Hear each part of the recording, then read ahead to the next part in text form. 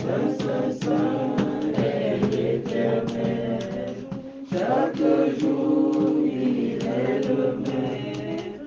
Sa bonté et sa fidélité pour nous demeurent éternellement. Saint, Saint, Saint est notre Dieu. Chaque jour il est le même.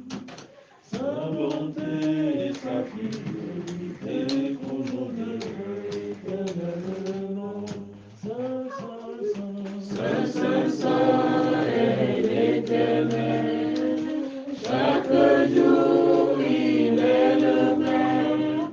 Sa bonté et sa fidélité pour nous demeurent éternellement. Saint, Saint, Saint est l'Éternel. Chaque jour il est le même. Sa bonté et sa fidélité pour nous demeurent éternellement. Saint, Saint, Saint est l'Éternel. Chaque jour il est le même. Sa bonté et sa fidélité pour nous demeurent éternellement. Hosanna, Hosanna au Fils de Dieu, tu es seul et digne de louange.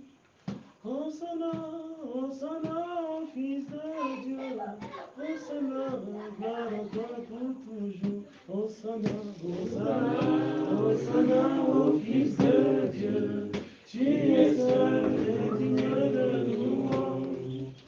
Hosanna, Hosanna au Fils de Dieu, Hosanna, gloire à toi pour toujours. Hosanna, Hosanna, Hosanna au Fils de Dieu, tu es seul et digne de louange.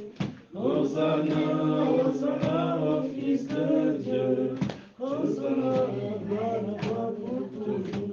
Hosanna, Hosanna, Hosanna au Fils de Dieu, tu es seul et digne de louange.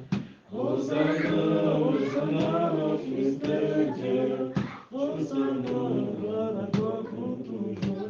Hosanna, Hosanna, Hosanna au Fils de Dieu, tu es seul et digne de louange.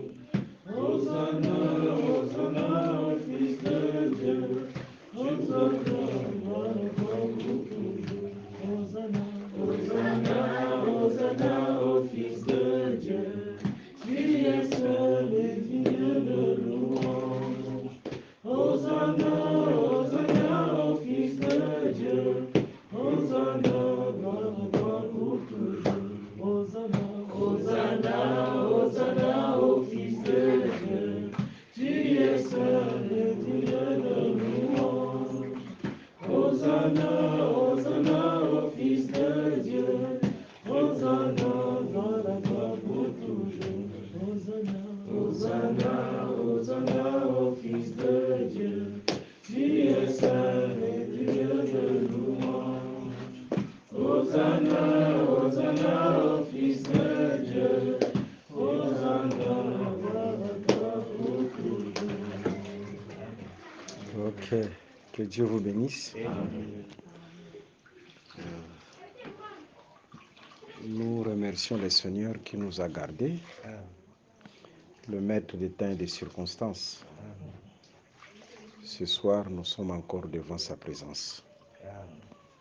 Que son nom soit loué. Il faut toujours élever le nom du Seigneur. Ok, nous sommes dans le livre de Daniel chapitre 7.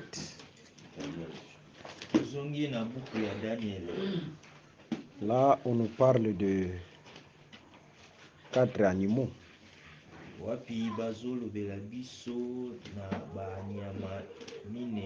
De 4 bêtes. Le matin, nous avons déjà étudié sur la première bête, Ntongo tolobelaki na makanza ya liboso la première et la deuxième. na ya mibale. Ça y est, les deux bêtes, Elingi oyo banyama la mibale. Babylonie et le Médo-Perse. Tolobelaki Babylone oyo azali lokola nkosi mpe Médo-Perse oyo azali lokola ours. Et ce soir, par la grâce de Dieu, nous toucherons les deux autres, c'est-à-dire la Grèce et la Rome. Mpe na pokwa na lelo tokosimba ya mibale etikali oyo ezali Grèce mpe Roma. Ah, mais avant cela, j'avais promis de dire quelque chose sur les enfants de Noé, précisément sur Sem, si ces enfants étaient des jumeaux. Na yango nalingaki tolobela nanu na bana misato ya Noa Seme soki bazalaki bamapasa. Nous allons préciser l'âge de Sem. Tokopesa mpe âge ya Seme.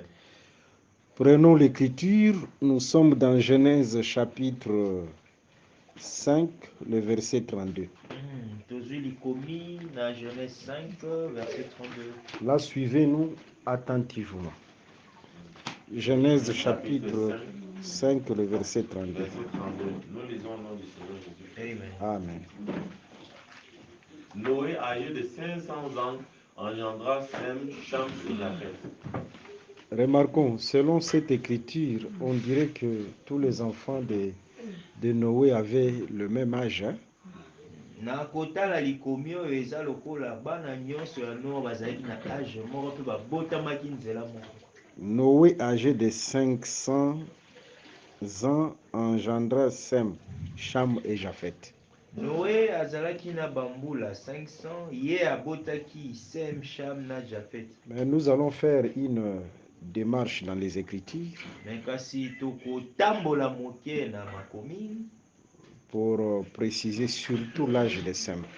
mpona kopesa sikisiki ya âge ya Sem. Et par là, nous allons comprendre que tous ces trois enfants n'étaient pas des triplés ou des jumeaux. Na koma wana tokososola ete bana misato oyo bazalaki bamapasa misato te. Prenons une autre écriture, Genèse chapitre 7. Zwi likomi mosusu Genèse 7. Je prends directement le verset 11. Genèse. Non, on ne commence pas par le verset 11. Noé, exactement, Noé. Ok, verset 6. Genèse chapitre 7, verset 6. Nous lisons au nom du Seigneur Jésus-Christ. Noé avait 600 ans lorsque le déluge d'eau fut sur la terre. Ok. Ça y est, Noé avait 600 ans lorsque le déluge d'eau fut sur la terre. Noé azalaki na bambula 6 ans ntongo mopepe ya mai Alors, esalemaki. faisons un calcul. Tosala mwa exercice moke. Lorsque le déluge fut sur la terre, les enfants de Noé avaient quel âge? 100 ans. Ils avaient 100 ans. N'est-ce pas? Oui. Ok, c'est bon. Retenez ça. Maintenant, allons dans une autre écriture. Kasi totambola na likomi mosusu. Genèse chapitre 10. Les versets, bon, tout droit au but. Le verset 10. Genèse chapitre 10, verset 10. Nous lisons au nom du Seigneur Jésus-Christ. Amen. Il revient d'abord sur Babel. Non, Genèse 11, le verset 10. Genèse chapitre 11, verset 10. Au nom du Seigneur Jésus-Christ. Amen. Voici la postérité de Sem. Sem, âgé de 100 ans, engendra Arpachad 2 ans après le déluge. Selon cette écriture, Sem, âgé de 100 ans, 2 ans après le déluge. Vous voyez? C'est 2 ans après le déluge. Donc il a totalisé 100 ans, 2 ans après le déluge. C'est-à-dire, lors du déluge, Sem avait quel âge? 98 ans. En d'autres termes, Sem est né dans quelle année? 500? Non, Faisons des calculs. 498. Il est né en quelle année? À 502. C'est à 502. Oui. Vous voyez? Oui, parce que oui. Alors, selon toute cette démarche, Sem est né à 502. C'est ça la précision des L'an Écritures. 0 par rapport à la naissance de son père Noé. Bon.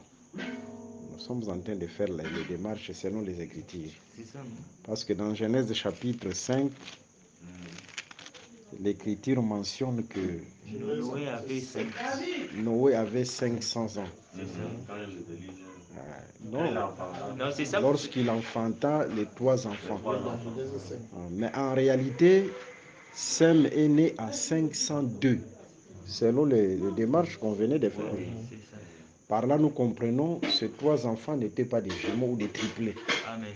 Ils n'étaient pas des triplés. Amen. Est-ce que ça, c'est clair? Amen. C'est clair. On peut avancer? Amen. Ok. Maintenant, nous sommes dans les livres de Daniel.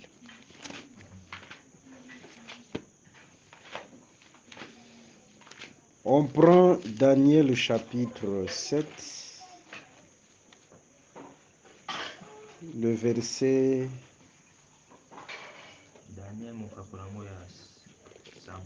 Le 3e animal, le verset 6. 6 à 8. Daniel chapitre 7, le verset 6 à 8. Daniel 7, verset 6 à 8. Nous lisons au nom du Seigneur Jésus-Christ. Amen. Après cela, je regardais, et voici un autre était semblable à un léopard, et avait sur le dos 4 ailes comme un oiseau. Cet animal avait 4 têtes, et la domination lui fut donnée. Après cela, je regardais pendant mes visions nocturnes, et voici, et il y avait un 4e animal terrible et épouvantable. Lentement. Tu lis lentement. Après cela, je regardais pendant mes visions nocturnes, et voici, il y avait un 4e animal, terrible, épouvantable et extraordinairement fort. Il avait de grandes dents de fer. Il mangeait, brisait et foulait aux pieds ce qui restait. Il était différent de tous les animaux précédents. Et il avait 10 cornes. Ok, que Dieu soit loué. Amen. Nous avons introduit le matin que lorsque le diable a été précipité au jardin d'Éden,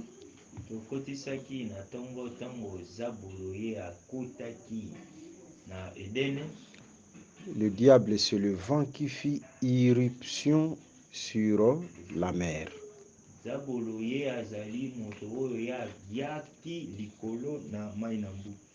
Alors, il fut précipité dans le jardin et Dieu avait d'avance préparé une demeure pour lui.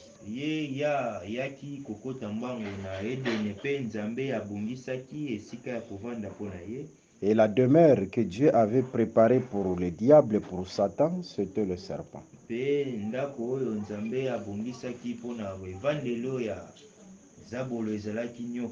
Dans Apocalypse chapitre 7, c'est la répétition de ce qui s'est passé au jardin.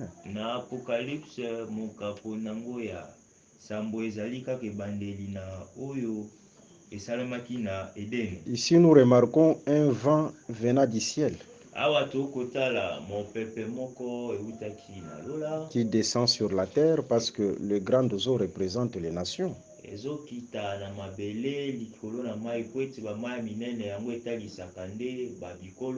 ce vent, c'est le diable. De la même manière qu'il fut précipité dans les jardins, et Dieu avait réservé une demeure pour lui.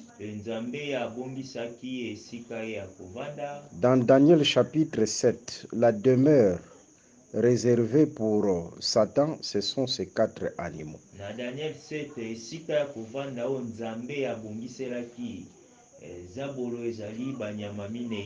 Et ces animaux représentent le roi de la terre et le royaume de la terre. banyama oyo bazotalisa babokonzi ya mabele na bakumu ya mabele. Daniel chapitre 7, le verset 17.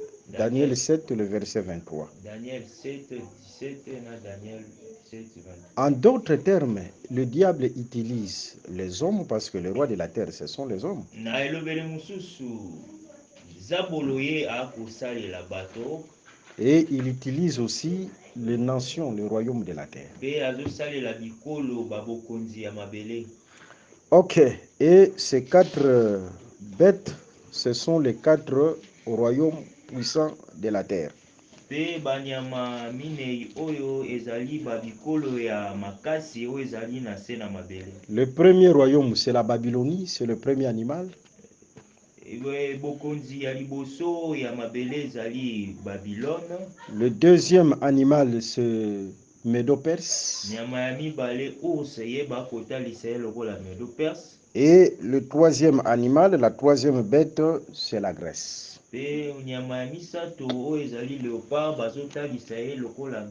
Ici, la Grèce est comparable au léopard. Après cela, j'ai regardé et voici un autre était semblable à un léopard.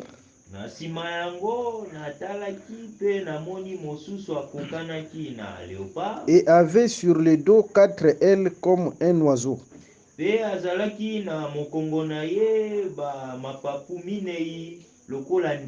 C'est-à-dire 4 ailes, c'est-à-dire il y a l'incarnation de 2 oiseaux là-bas.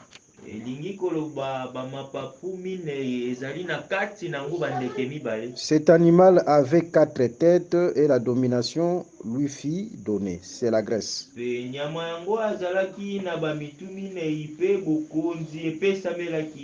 Ok, disons un mot sur le léopard. Prenons Jérémie chapitre 13, le verset 23.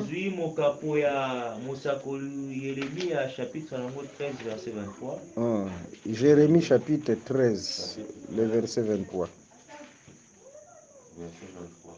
Nous lisons au nom du Seigneur Jésus. Amen. Jérémie 13, 23.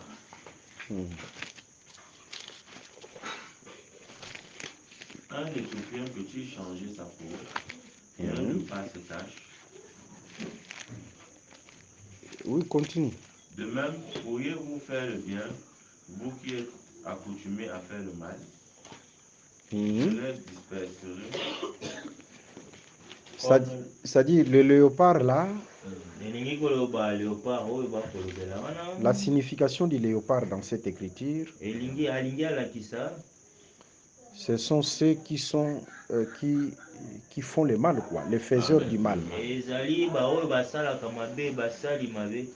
Vous voyez, avec l'identité du léopard,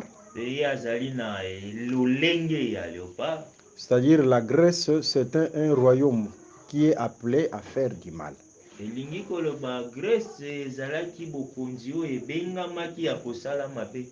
La Grèce comparable au léopard, c'est un royaume appelé à faire du mal. C'est ça Jérémie chapitre 13, le verset 23.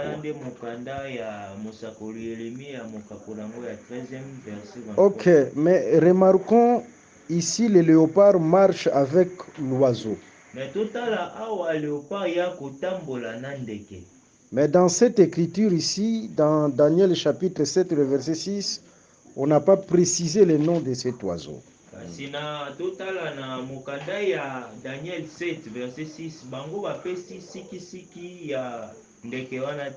Et à la lumière des Écritures, nous allons découvrir l'oiseau qui marche avec les léopards.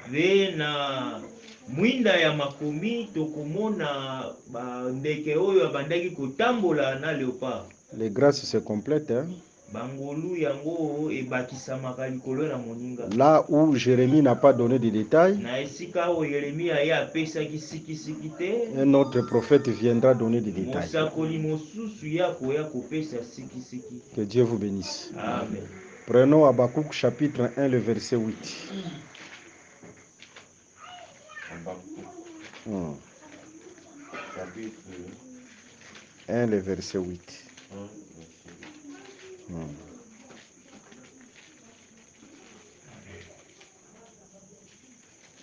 Habakkuk 1, verset 8. Amen. Il est écrit. Ces chevaux sont plus rapides que les léopards. Ok. Plus agiles que le loup du soir. C'est-à-dire le léopard, c'est la rapidité aussi. Hein? Alors la Grèce faisait ses conquêtes avec rapidité.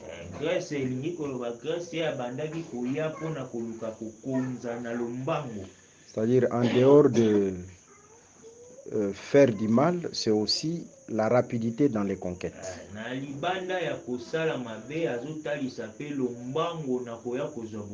Continue la lecture.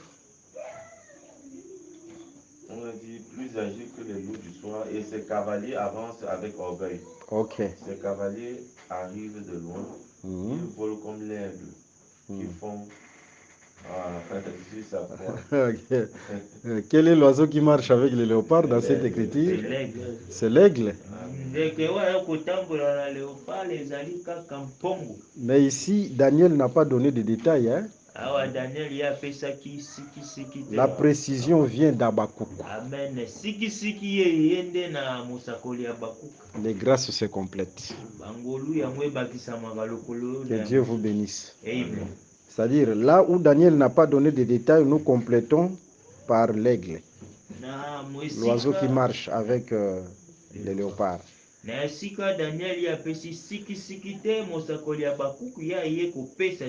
Et vous allez voir, le léopard et l'aigle ont les mêmes caractéristiques.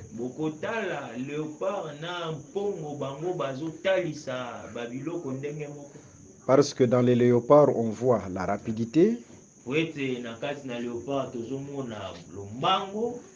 Et dans l'aigle aussi, il y a la rapidité. C'est clair, hein? Amen. Mais remarquons, il y a quelque chose que je n'avais pas mentionné le matin. Lorsque nous avons parlé du lion et de l'aigle, le premier royaume.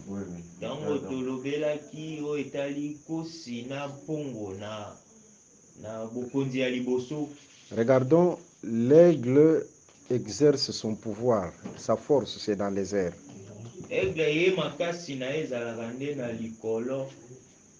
Le lion, c'est sur la terre. Alors, lorsqu'on compare la Babylonie au lion et à l'aigle,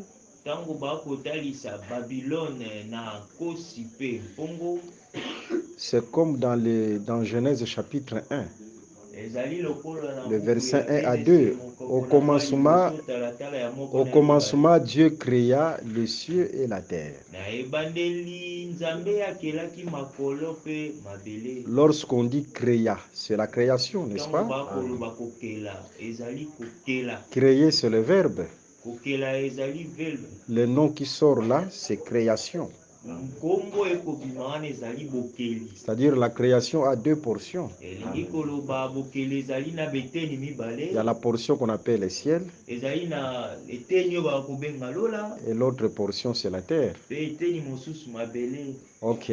Alors, comme lion et aigle, c'est-à-dire il exerce son pouvoir dans les airs, au ciel et sur la terre.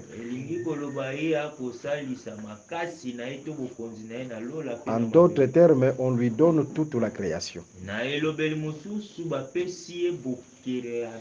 Parce que la création, c'est le ciel et la terre. C'est clair? Amen. Ok. C'est-à-dire, le premier royaume là, comme lion et aigle, c'est-à-dire on lui donne le ciel et la terre. Le ciel et la terre, c'est la création.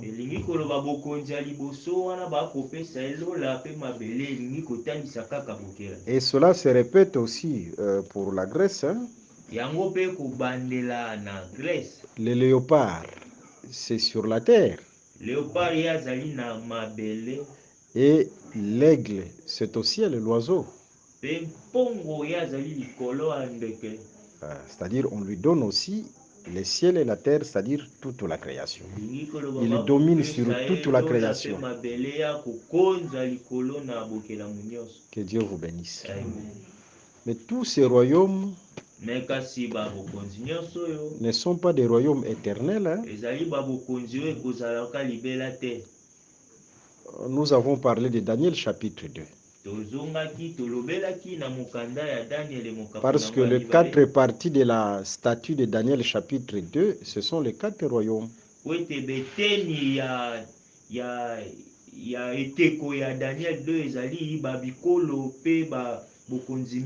Quelle que soit leur grandeur, une pierre viendra d'en haut, sans le secours d'aucune main, écrasera cette statue, c'est-à-dire brisera tous ces royaumes. Et cette pierre deviendra une grande montagne qui remplira toute la terre, c'est le royaume du Christ. Seul le royaume du Christ qui sera éternel.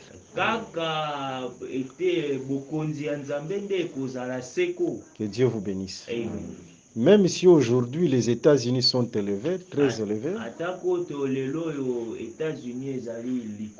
on nous parle de la Russie et de tous ces royaumes-là puissants de la terre. Mais un jour, tous ces royaumes seront brisés.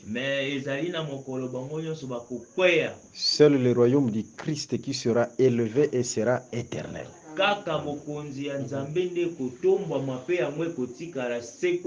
Raison pour laquelle désirons le royaume du Christ. Et pour y entrer, il faut traverser les eaux. Hein?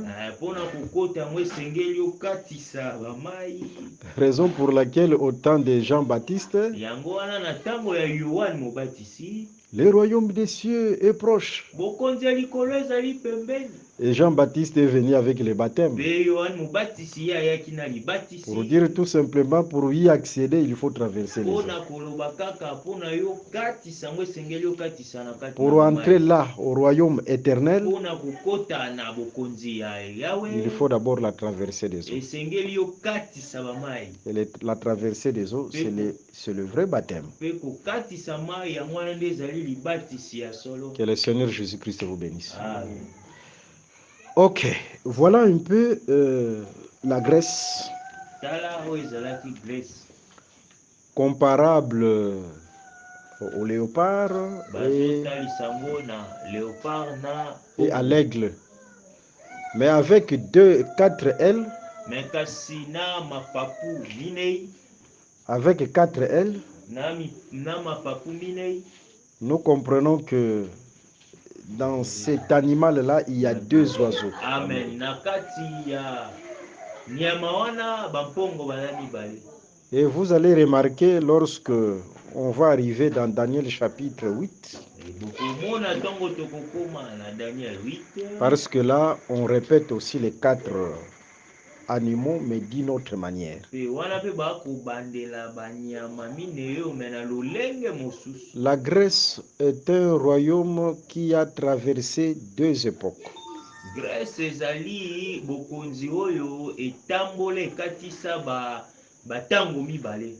La première époque, c'était Alexandre le Grand, qui est considéré comme la grande corne sur le front du bouc. Amen. Dans le livre de Daniel chapitre 8. C'est une corne au front, une grande corne. Daniel chapitre 8, je ne vais pas anticiper. Mais pourquoi seulement cette corne est au front? On en parlera. Au temps convenable, cette corne sera brisée et sera remplacée par des petites cornes. 4. Bon, on peut lire, hein? Lisons d'abord juste pour avoir l'idée. Prenons Daniel chapitre 8. Daniel chapitre 8. Le verset 8 à 9. Daniel 8, verset 8 à 9. Nous lisons dans le Seigneur. Amen. La boue devint très... Le bouc devint très puissant, mais lorsqu'il fut puissant, sa grande corne se brisa. Ok.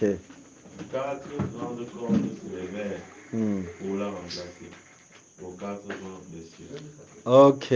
Ce bouc dont il est question ici, c'est la Grèce.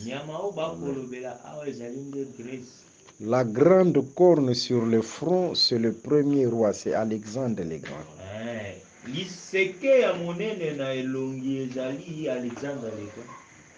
Les 4 cornes qui ont remplacé la grande corne,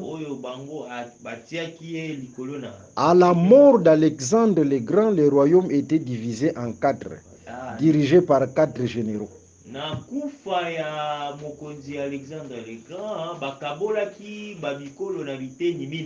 C'est-à-dire, les 2 oiseaux dans les léopards, ce sont les 2 temps traversés par la Grèce.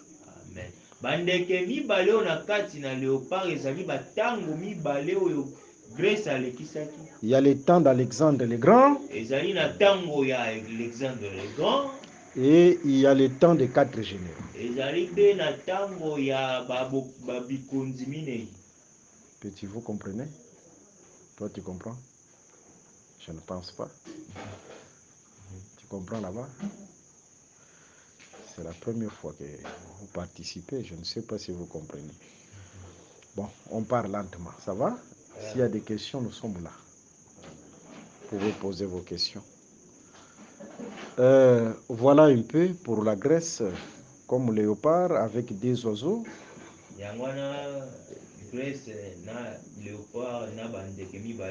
Et avec l'aigle qui s'incarne dans le léopard. Nous continuons la lecture. Daniel chapitre 7, le verset 7. Daniel chapitre 7, verset 7. Nous lisons dans le Seigneur Jésus-Christ. Amen. Après cela, je regardais pendant mes visions nocturnes, et voici, il y avait un 4e animal, terrible, épouvantable et extraordinairement fort. Il avait de grandes dents de fer, il mangeait, brisait, et il foulait aux pieds ce qui restait. Il était différent de tous les animaux précédents, et il avait 10 cornes. Que Dieu soit loué. C'est le 4e animal. Hein? Si vous remarquez bien cet animal incarne tous les animaux.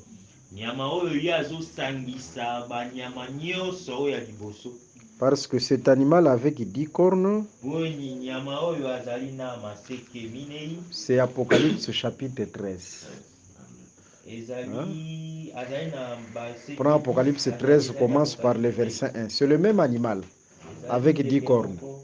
Et nous allons voir que cet animal incarne les 3 premiers. C'est l'incarnation des 3 premiers. 13, commence par le verset 1. Apocalypse 13, le verset 1. Puis je vis monter de la mer une bête qui avait 10 cornes et 7 têtes. Et sur ses cornes... C'est-à-dire la bête qui avait 10 cornes. En d'autres termes, c'est cette bête ici. C'est la 4e bête avec 10 cornes, n'est-ce pas? Amen. Ok, continue. Et sur ses cornes 10 diadèmes. Ok. Et sur ses têtes les noms de blasphème. La bête que je vis était semblable à un léopard. À un léopard? Ses pieds étaient comme ceux d'un ours. Ok. Et sa gueule comme... Bon, la bête était comme un léopard. C'est la Grèce, non? Oui. N'est-ce pas? Elle continue, ses pieds? Ses pieds étaient comme ceux d'un ours. Comme ceux d'un ours. C'est Médo-Perse, n'est-ce pas? Ok. Et sa gueule comme une gueule de lion. Comme une gueule de lion. C'est Babylone, n'est-ce pas? Oh. Vous voyez? C'est-à-dire la quatrième bête, le quatrième animal, c'est l'incarnation des trois premiers. Nyama ya minei ye azali kosangisa banyama nyonso misato ya liboso.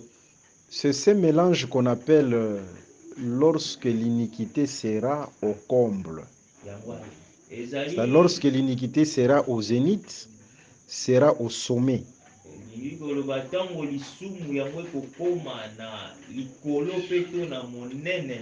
Parce que Israël devait sortir de l'Égypte lorsque l'iniquité était au zénith.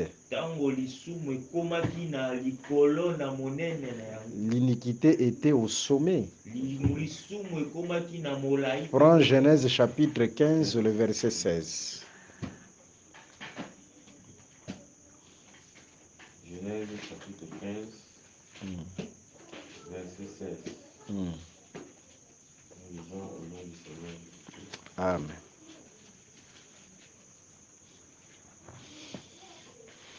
Genèse 15, le verset 16. À la quatrième génération, ils reviendront ici, car l'iniquité des Amoréens n'est pas encore à son comble. Là, on nous parle de la sortie d'Israël, de l'Égypte.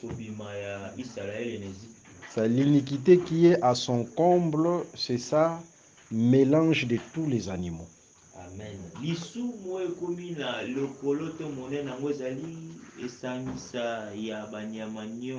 Et c'était le temps de la sortie d'Israël de l'Égypte. Suivez-moi très bien, parce que ce sont des choses prophétiques. Ça, ce n'est que l'ombre. La sortie d'Israël de l'Égypte, c'est l'enlèvement de l'Église.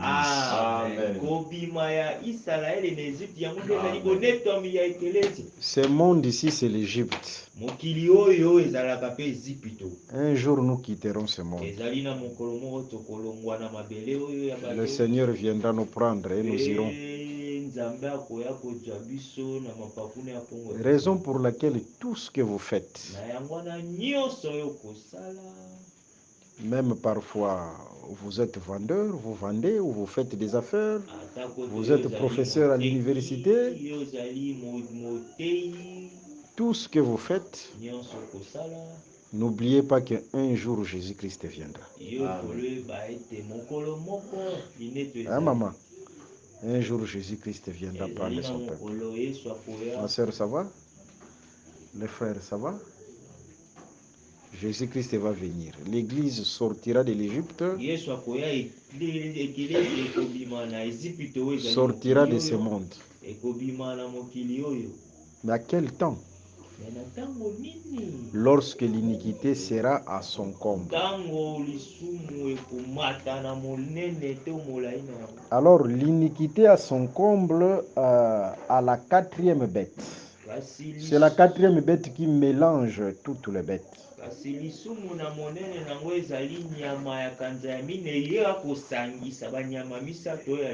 La quatrième bête ou le quatrième animal, c'est le temps de Rome. C'est Rome.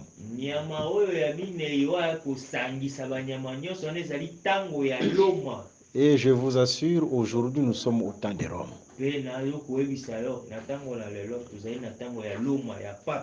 Aujourd'hui c'est le temps de Rome, non? On va bien comprendre, nous allons lentement. Lentement par la grâce de Dieu. Là, nous allons parler de la bête qui sort des eaux et de la bête qui sort de la terre.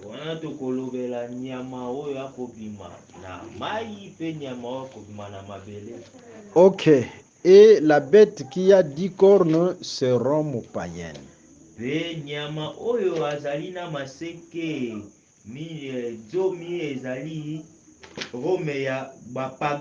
Là, on doit partir lentement. On ne veut pas forcer la marche des brebis. Comme disait Jacob, dans les troupeaux, il y a plusieurs sortes de brebis.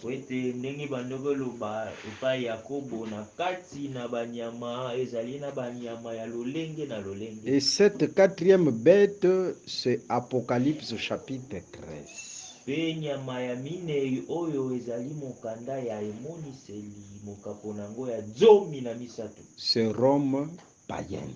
Ezali loma oyo ya bapagano. Ok, nous allons dire un mot là-dessus. Biso esengeli toloba na likolo wana. Prenons Rome et pardon, Apocalypse chapitre 13. Ozongi na buku ya emoniseli 13. Oui, lentement. Commence par le verset 1, tu descends, même jusqu'au verset 10. Apocalypse chapitre 13, du verset 1 au verset 10. Mm. Nous lisons le nom du Seigneur Jésus-Christ. Oui. Puis je vis monter de la mer une bête qui avait 10 cornes et 7 têtes. Sur ses cornes 10 diadèmes et sur ses têtes des noms de blasphème. La bête que je vis était semblable à un léopard. Ses pieds étaient comme ceux d'un ours et sa gueule comme une gueule de lion. Le dragon lui donna sa puissance et son trône. Ok. Et une grande autorité. Ok. Le dragon lui donna sa puissance et son trône et une grande autorité. Nous allons dire un mot là-dessus. Continue. Et une grande autorité. Et je vis l'une de ses têtes comme blessée à mort. Blessée à mort. Mais sa blessure mortelle fut guérie. Et toute la terre était dans l'admiration derrière la bête. Ok. Et ils adorèrent le dragon parce qu'il avait donné l'autorité à la bête. Ils adorèrent la bête en disant qui est semblable à la bête et qui peut combattre. Volume. Qui est semblable à la bête et qui peut combattre contre elle. Et il lui fut donné une bouche qui proférait des paroles arrogantes et des blasphèmes. Et il lui fut donné le pouvoir d'agir pendant 42 mois. 42 mois, c'est 3 ans et demi. Continue.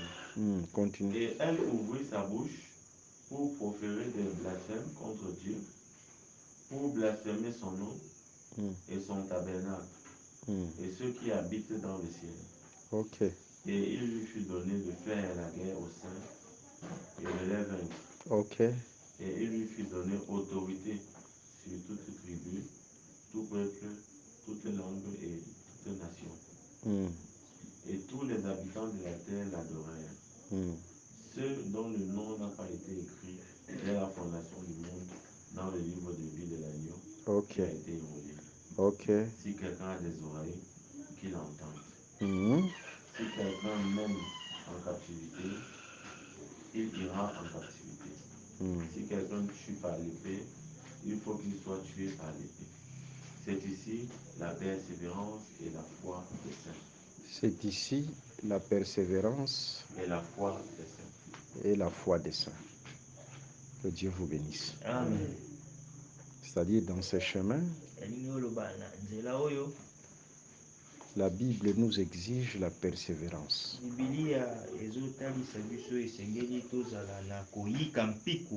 Mais regardons d'abord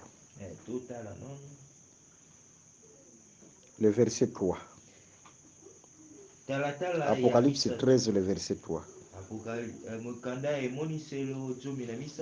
Et je vis l'une de ses têtes. Non, on commence d'abord au deuxième verset. La deuxième partie, le dragon lui donna sa puissance et son trône et une grande autorité.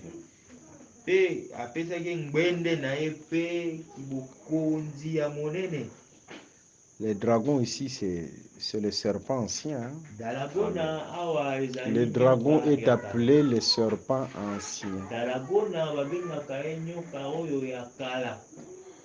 Lorsque le diable utilise un corps, il s'identifie à ce corps.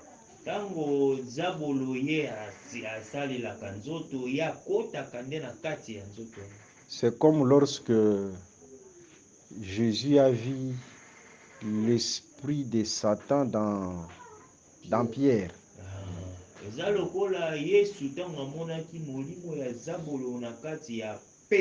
Et Jésus dira à Pierre, arrière de moi Satan. Est-ce que Pierre était Satan?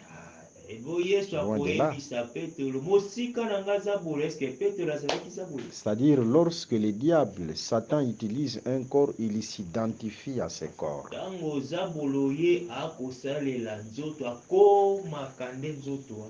Le dragon, le serpent, c'était une créature de Dieu. Amen. Prends Genèse chapitre 3, commence par le verset 1. Genèse chapitre 3, 3, le verset 1. à partir du verset 1. Nous lisons au nom de notre Seigneur Jésus. Amen. Le serpent était le plus rusé de tous les animaux des champs que l'Éternel Dieu avait fait. Il dit à la femme. Que l'Éternel Dieu avait fait. Qui avait créé le serpent? C'est Dieu. Mais lorsque le diable s'est incarné dans le serpent, il s'est identifié au serpent, raison pour laquelle aujourd'hui on appelle le diable serpent.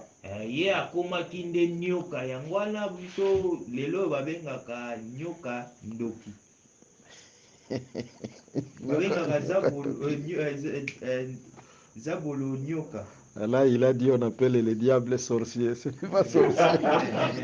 Nyoka.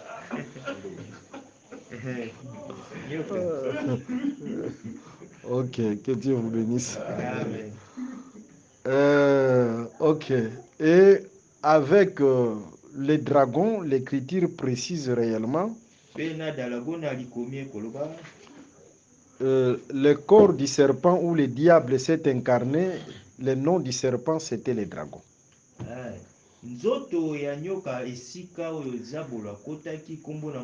Parce que le dragon est appelé le serpent ancien. C'est-à-dire lorsque le diable a été précipité, il est entré dans le corps du dragon.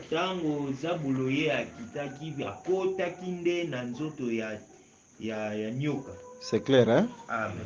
Ok, le deuxième verset de l'Apocalypse 13, le dragon lui donna sa puissance et son trône et une grande autorité.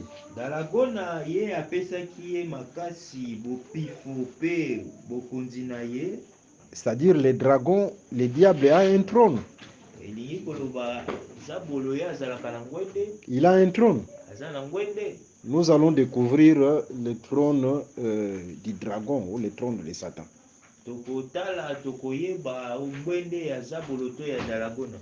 Prenons l'écriture. Nous sommes dans le livre de Luc chapitre 4. Luc chapitre 4. Nous commençons par le verset 5. Le verset 5, du verset 5 au 6e verset. Luc 4, verset 6, nous lisons au nom de Jésus-Christ. Amen. Le diable, l'ayant élevé, lui montra en un instant tout le royaume de la terre. Et il lui dit, je te donnerai toute cette puissance et la gloire de ce royaume, car elle m'a été donnée, et je la donne à qui je veux. Le dragon lui donna sa puissance, son trône et son autorité. Maintenant, regardons dans cette écriture. La puissance, l'autorité et le trône du diable, c'est quoi? C'est le royaume. Ce sont les royaumes de la terre, ou en d'autres termes, c'est la terre. C'est-à-dire, lorsqu'on donne à la bête, lorsque les dragons, les diables donnent à la bête sa puissance, son trône et son autorité, c'est-à-dire les diables donnent à la bête les royaumes de la terre. Amen. Tango zabolo akopesa dalagona wende elingi koloba pesiende mabele. C'est clair, hein? Amen. C'est-à-dire il lui donne le royaume de la terre parce que c'est le diable qui domine sur la terre. Après la chute de l'homme, le diable contrôle la terre. Le diable prend la terre comme son trône. Et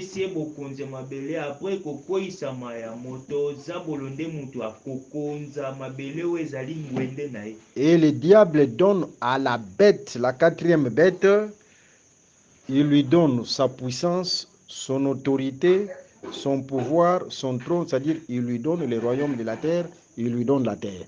elingi koloba zabolo ya kopesa nyama bokonzi na ye mpifo mpe ngwende na ye oyo ezali bokonzi ya mabele. D'autres termes, le diable donne aussi le succès. Hein? Amen. Oui. Nakoloba mosusu zabolo apesaka mpe dans ce monde, tu vas oui, mais un succès éphémère. Amen. Il lui donne un succès mais éphémère, c'est pour un temps. Avec beaucoup de chagrin. Avec beaucoup de chagrin, oui. Avec beaucoup de chagrin. Ah, l'élévation ne vient ni de l'Orient ni de l'Occident. L'élévation vient de l'Éternel. Amen. Nous devons attendre le temps de Dieu. Amen. C'est ça. Attendons le temps de Dieu. Amen. Dieu n'abandonne pas ses enfants, il n'abandonne pas ses fils. Amen. Ok, rentrons dans Apocalypse chapitre 13. Ça, c'était le deuxième verset. Nous prenons maintenant le verset 3. Tu relis le verset 3. Oui, le verset 3. Apocalypse chapitre 13, verset 3. Nous lisons au nom du Seigneur Jésus-Christ. Amen. Et je vis l'une de ses têtes comme blessée à mort. Mais sa blessure mortelle fut guérie. Et toute la terre était dans l'admiration derrière la bête. C'est-à-dire, on remarque une blessure dans cette bête-là.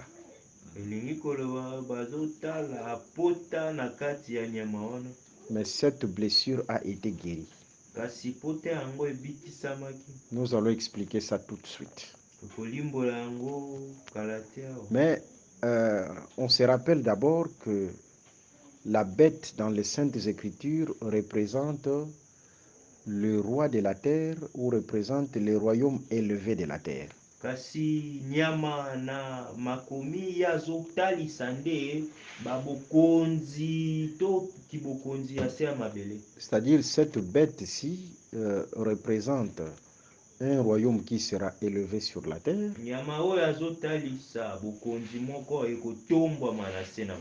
Un homme qui sera élevé sur la terre. Et l'homme qui sera élevé sur la terre, c'est l'Antichrist. Mais je prends d'abord la facette du royaume qui sera élevé sur la terre.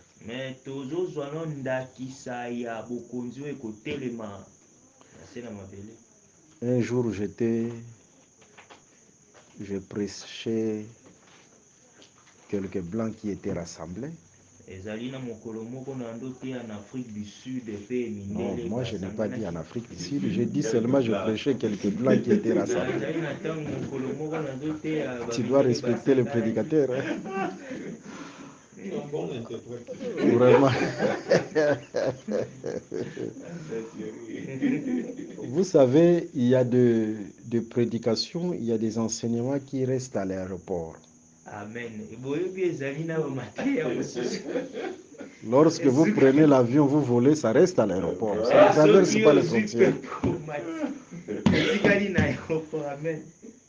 Les blancs ne prient pas, mais ils ont l'argent. Ils ont des grandes sociétés.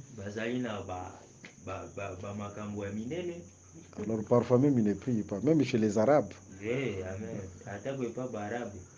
Est-ce que c'est ça d'abord la première bénédiction? La première bénédiction d'abord c'est l'enseignement. Amen. Amen.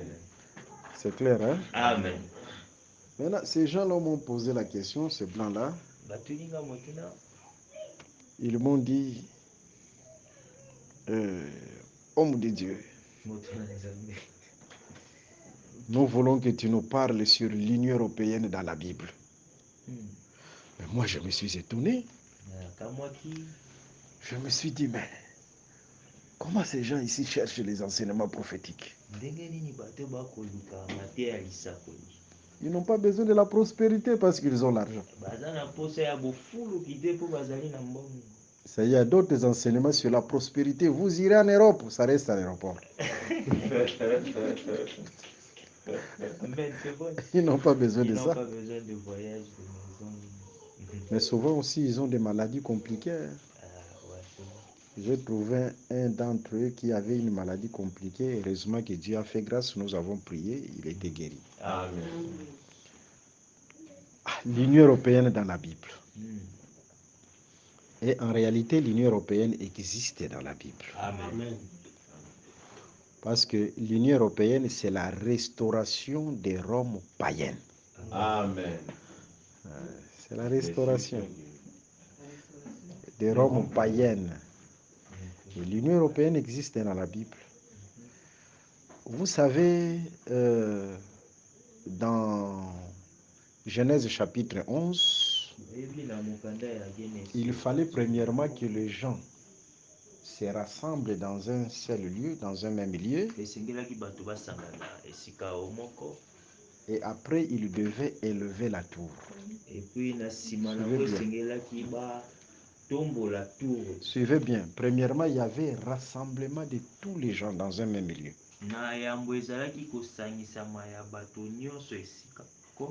Et après, la tour devait être élevée.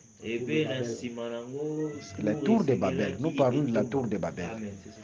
La tour de Babel, c'est l'image de l'Antichrist qui sera élevée sur la terre.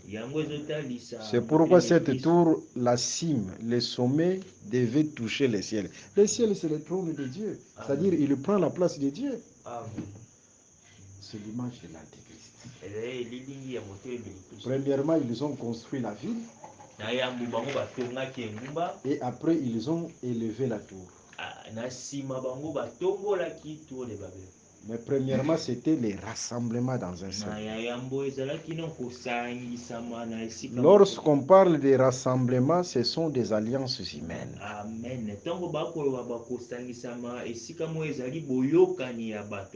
Et les alliances humaines, c'est dans les domaines politiques, aussi dans les domaines religieux.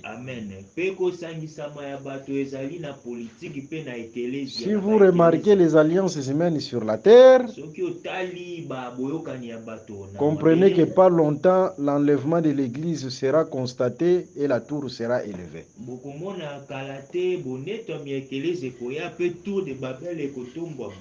Dans les domaines de la politique, nous remarquons les Nations Unies.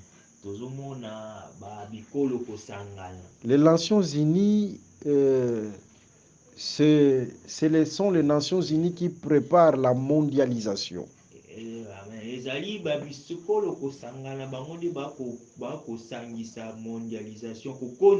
L'unification.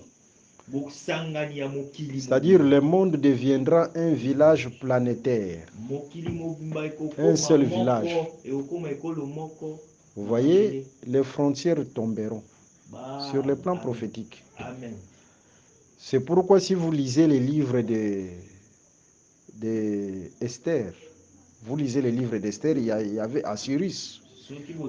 Il régnait sur 120 provinces. Dans ces 120 provinces, il y avait même l'Inde à l'intérieur. C'est-à-dire, en ces temps-là, les nations, les pays sont devenus des provinces. Et il régnait sur toute la terre. Même au temps de Nabucodonosor, au temps de Médo-Perse, etc., il régnait sur tous les royaumes. Nabucodonosor était élevé comme une tour. C'est-à-dire, les Nations Unies annoncent l'élévation de la tour. Les Nations Unies, ce sont les hommes qui se sont rassemblés, après ils vont élever une tour. C'est un signe prophétique. C'est-à-dire, ils se sont rassemblés, après ils ont bâti une ville. Après la ville, il y avait l'élévation de la tour. Sur le plan prophétique, la ville qui sera bâtie, c'est la restauration de l'Empire romain, Union européenne. Amen.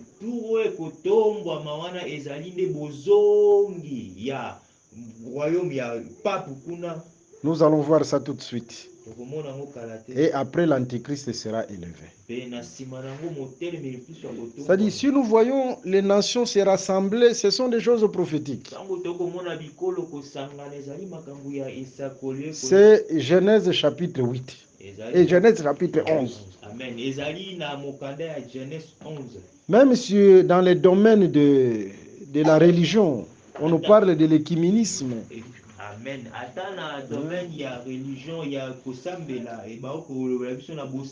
Tout ça, c'est Genèse chapitre 11. C'est pour élever une tour. Que le Seigneur Jésus-Christ vous bénisse. Amen. Dieu a tout prévu dans les Écritures. A tout prévu dans les Écritures. Ok, revenons dans Apocalypse chapitre 13, le verset 3. Et je vis, ok, on voit la blessure, cette bête, la quatrième bête, on voit la blessure dans la quatrième bête. La blessure, c'est quoi? Parce que cette quatrième bête, c'est Rome païenne. Prends d'abord, prends Jérémie chapitre 51, le verset 8. Le verset 8. Olembi. Verset 8.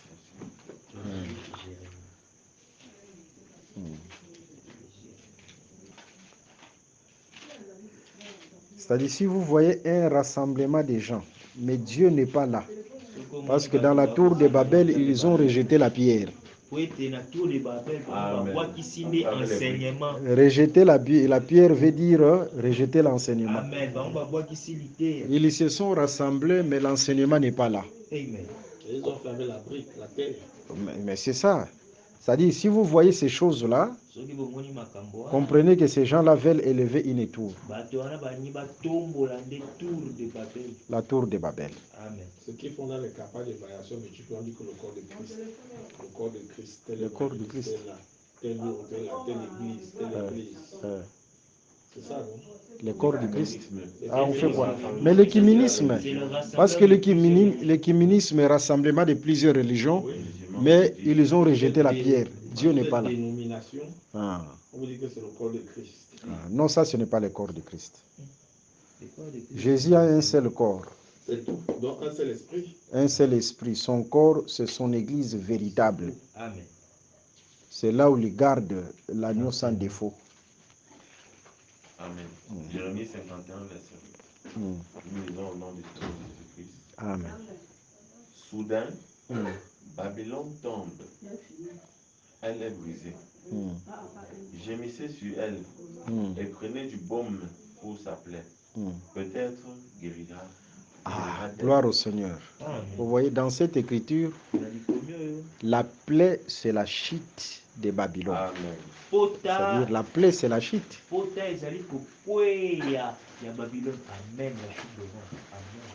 Alors, la bête avec la blessure, c'est-à-dire, c'est la chute des Roms païennes. La chute des Roms païennes, hein? Maman, que Dieu te bénisse. Amen. Je vois les reflets de la doctrine.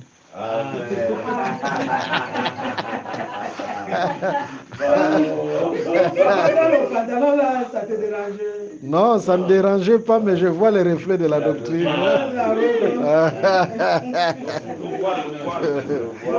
Et tout ça, tout ça. Non, non. Ok, c'est-à-dire la bête avec la plaie, avec la blessure, plaie comme chute, c'est la chute des Roms païennes. La chute des Roms païennes, hein?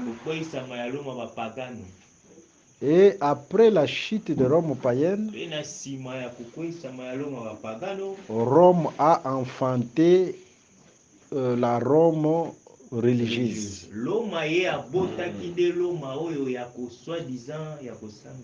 Parce que Rome religieuse, l'Église catholique romaine est sortie de la Rome païenne. Amen.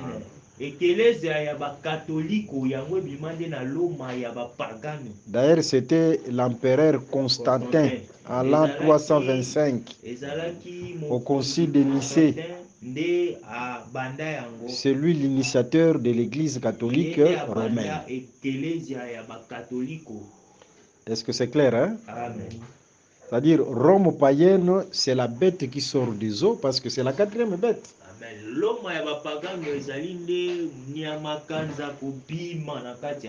Mais qui enfante la deuxième bête, Rome religieuse, comme la bête qui sort de la terre. Sortie des eaux, c'est ça la terre. La première bête, c'est la terre. Elle enfante la deuxième bête, qui est Rome religieuse. C'est clair, hein? Amen. C'est-à-dire, après la chute de Rome païenne, et Rome païenne a enfanté Rome religieuse. Rome religieuse, c'est ça la bête qui agit dans les mystères. Amen.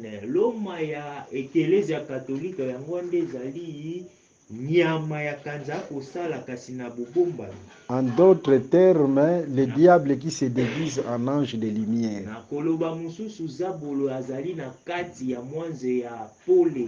Est-ce que c'est clair?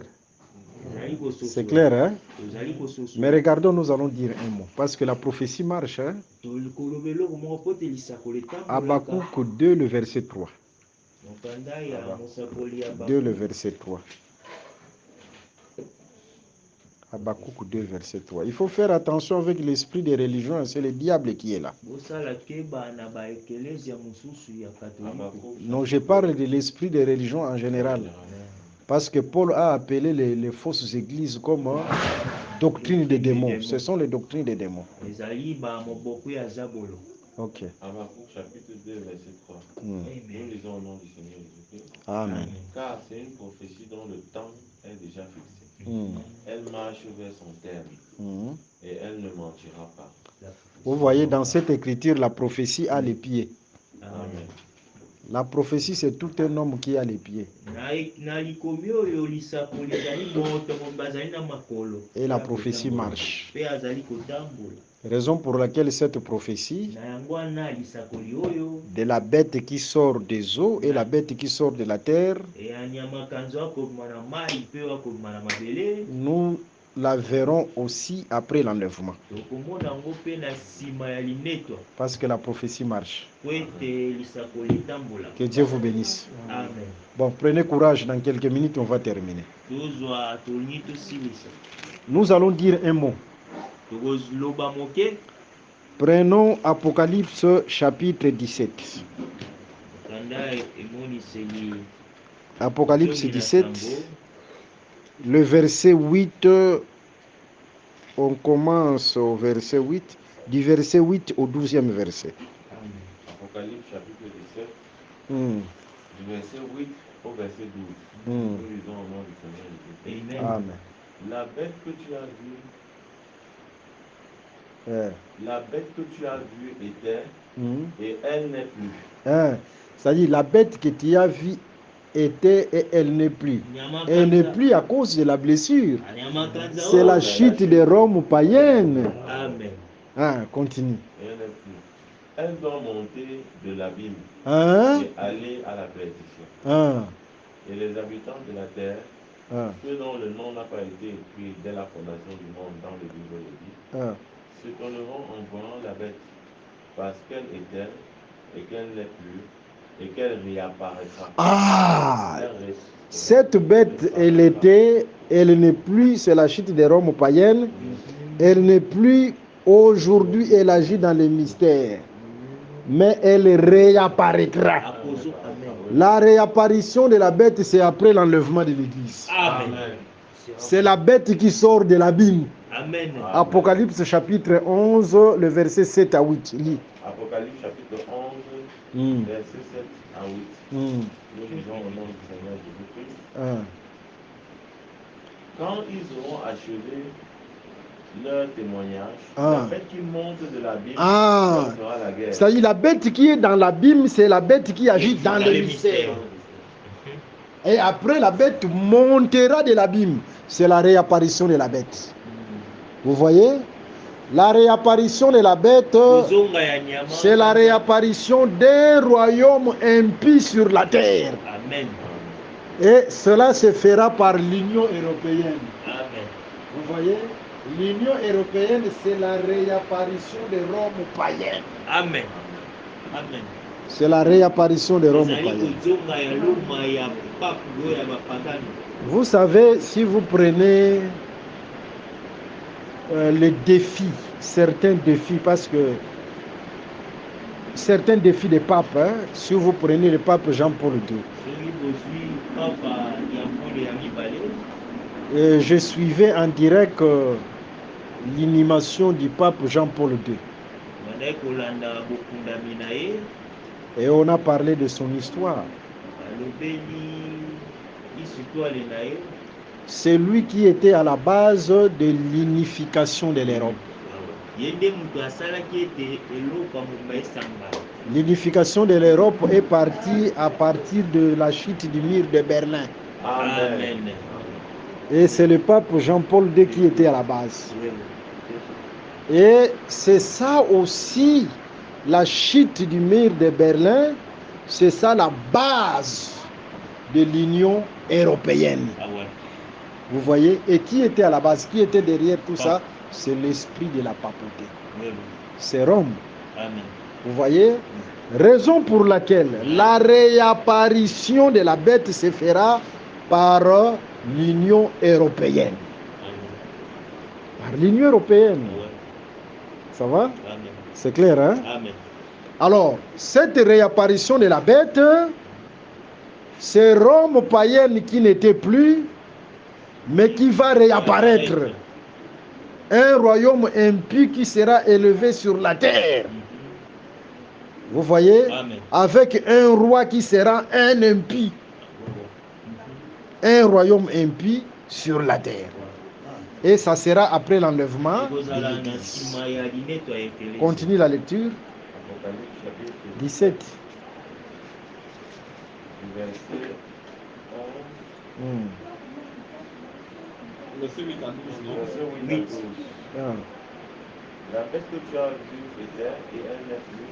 Elle doit monter de l'abîme et aller à la perdition. Et les habitants de la terre, ceux dont le nom n'a pas été écrit. C'est-à-dire, après la réapparition de la bête montera de l'abîme et ira à la perdition. Parce qu'il y aura un jugement sur lui. Il y aura un jugement de Dieu sur lui. Continue la lecture. Ceux dont le nom n'a pas été écrit dès la fondation du monde dans le livre de vie s'étonneront en voyant la bête parce qu'elle était et qu'elle n'est plus et qu'elle réapparaîtra. Ok. C'est ici l'intelligence. Ceux dont les noms n'ont pas été écrits dans les livres de vie dès la fondation du monde.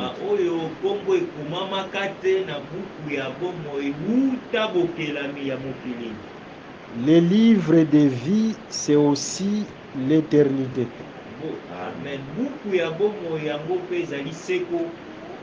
Avant de posséder Canaan,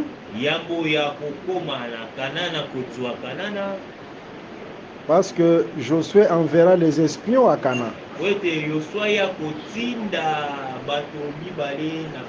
Les espions vont venir auprès de Josué avec Canaan dans un livre. Canaan était représenté sous forme d'un livre.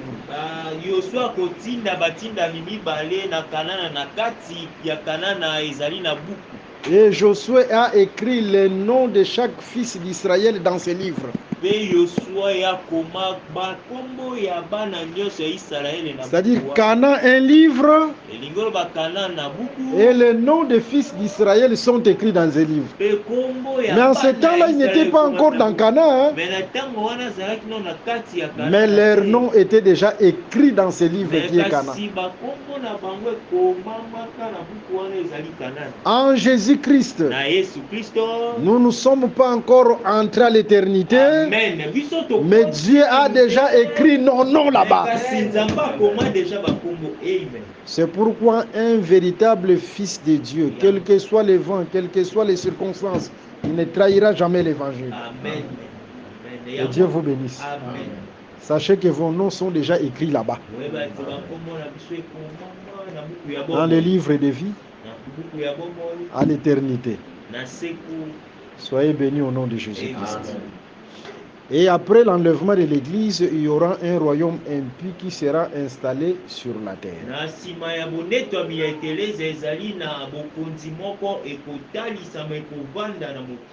Et ce royaume-là, c'est la réapparition de la bête.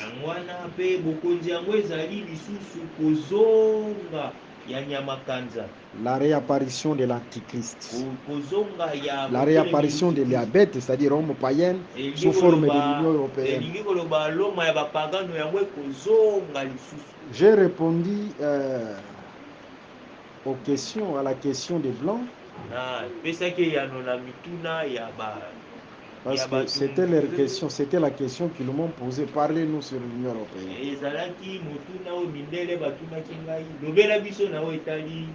Et après l'enseignement, j'ai regardé leurs yeux étaient devenus rouges. Ils voulaient pleurer. Ils ont dit, mais qu'est-ce que nous allons faire? Est-ce que nous allons déchirer nos diplômes?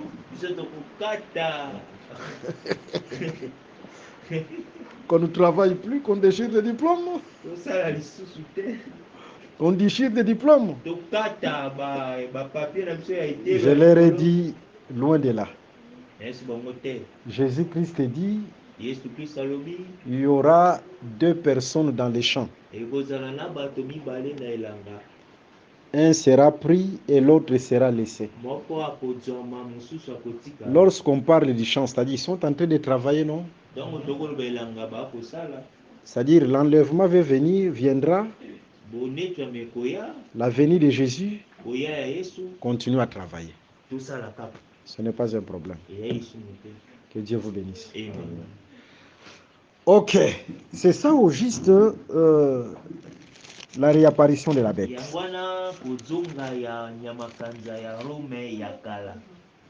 On ajoute une écriture. Nous sommes dans Apocalypse 3, le verset 3, et dans Apocalypse 13, le verset 3. La deuxième partie.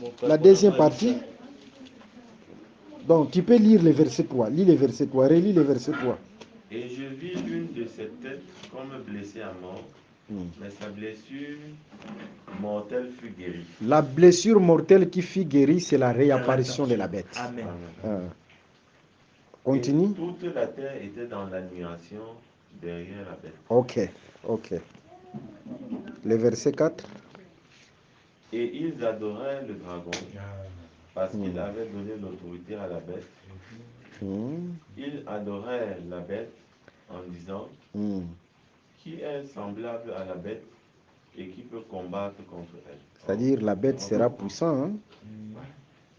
Rome païenne, après l'enlèvement de l'Église, ça sera un royaume puissant. Et l'Antichrist sera un homme très puissant. Le verset 5, c'est vrai, là on va se limiter. Et il lui fut donné une bouche qui porterait des paroles arrogantes et des blasphèmes. Et il lui fut donné le pouvoir d'agir pendant 42 mois. C'est-à-dire la bouche devait agir pendant 42 mois, n'est-ce pas?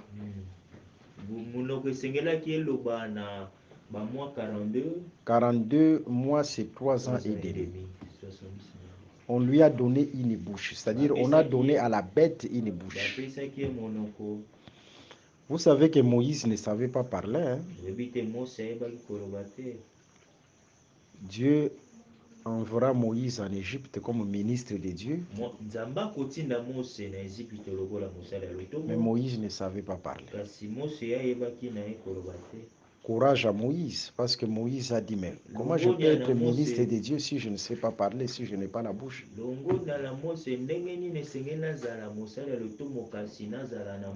C'est-à-dire, être ministre, il faut avoir la bouche. Amen. Parce que souvent, il y a les serpents, les dragons qui lancent de l'eau dans sa bouche comme un fleuve pour entraîner la femme. Apocalypse chapitre 12. Oui, continue.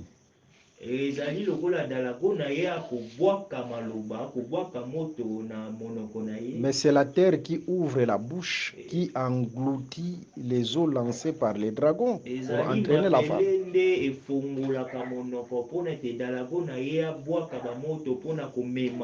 C'est-à-dire c'est la bouche qui épargne la femme. Et aujourd'hui, la bouche qui épargne la femme, qui est l'église, c'est le ministère.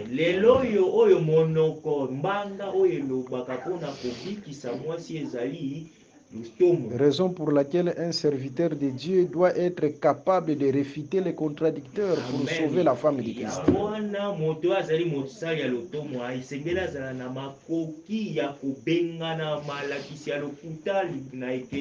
Que Dieu vous bénisse. Exode chapitre 4, le verset 16. Exode chapitre 4. Le verset 16. Nous lisons au nom du Seigneur Jésus. Amen. Ça va? Vous comprenez? C'est la première fois d'écouter de telles choses. La foi vient de ce que l'on entend. Amen. Il parlera pour toi au peuple, il te servira de bouche. C'est-à-dire, Aaron, c'est la bouche. Hein? Prends Exode 7, le verset 1. Exode 7. Nous lisons au nom du Seigneur Jésus-Christ. L'Éternel dit à Moïse, vois, je te fais Dieu pour Pharaon, et Aaron, ton frère, sera ton prophète. Sera ton prophète. C'est-à-dire, la bouche, c'est les prophètes. Amen. C'est-à-dire, si on donne à la bête, on lui donne la bouche, c'est-à-dire, on lui donne à côté les faux prophètes. Amen. Les faux prophètes, c'est l'héros dans Daniel chapitre 3. C'est lui qui devait crier et amener les peuples à adorer la statue. C'est ça les faux prophètes. C'est comme nous avons dit dans le jardin d'Éden, le serpent est venu d'abord comme prédicateur. Avant qu'il ne devienne objet d'adoration, il était d'abord prédicateur.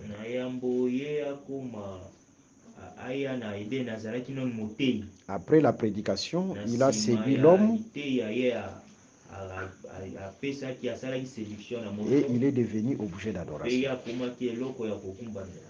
Il faut faire très attention avec les prédications. Il y a prédication et prédication.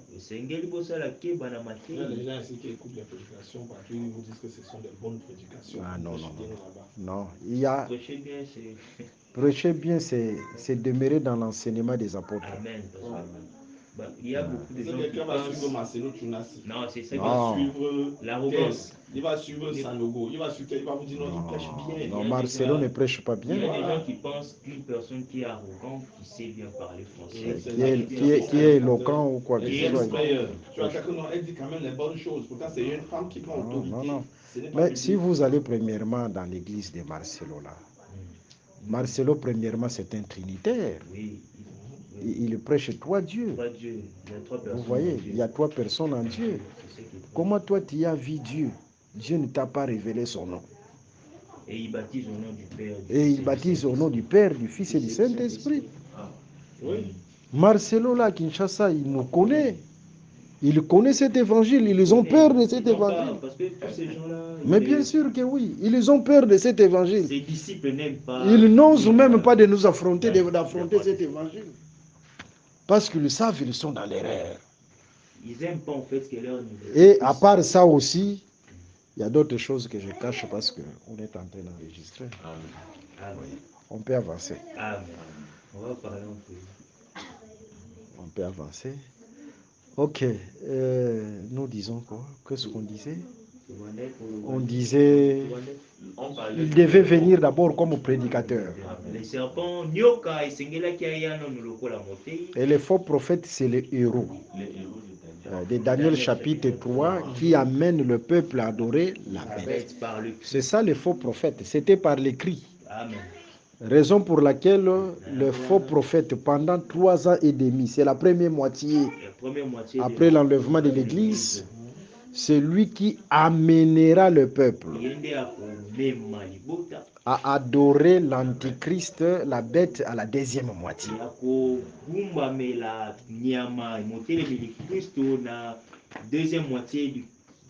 C'est-à-dire à la première moitié, il ne sera pas objet d'adoration. À la première moitié, il y aura l'héros qui criera, le faux prophète, comme un enseignant. Tout enseignement conduit à l'adoration.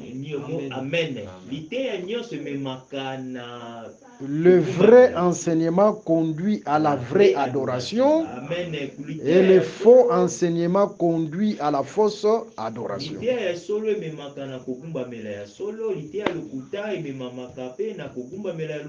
Que Dieu vous bénisse. Amen. On se limite par là. Nous rappelons nos numéros, plus 243 81 28 55 419, plus 243 89 444 52 77. Soyez bénis au nom de Jésus. Amen.